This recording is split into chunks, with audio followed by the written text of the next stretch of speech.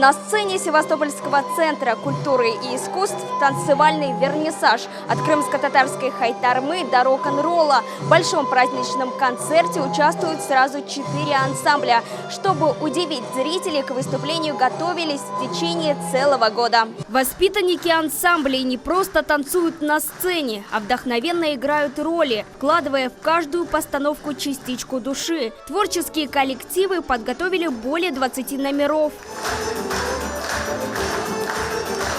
Концерт «Балабан Ахьяр Курантасы. Большая семья Севастополя» для всех ансамблей отчетный. Каждую весну наши творческие коллективы дают большую концертную программу для наших жителей, для жителей Севастополя. Мы стараемся показать то, каких достижений мы достигли в течение года, показать наше творчество, то есть это стимулирует.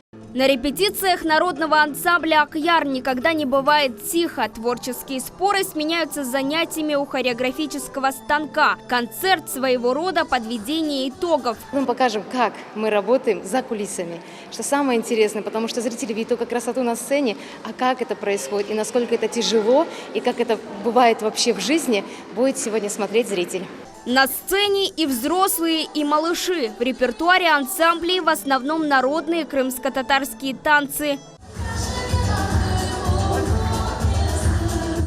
Сдержанные и строгие, при этом экспрессивные и изящные движения передают особый смысл и философию. Эльвина Таймазова танцует в ансамбле «Ахьяр» 11 лет. Очень люблю танцевать, и мне это очень нравится, и я очень рада, что до сих пор мы держим свое звание народного крымско-татарского ансамбля «Ахьяр». Для крымско-татарского танца характерна уникальная манера работы женской кисти. Визуальное дополнение к танцу – костюм. Каждый номер выражает характер и историю народа. Это наше будущее, наша гордость.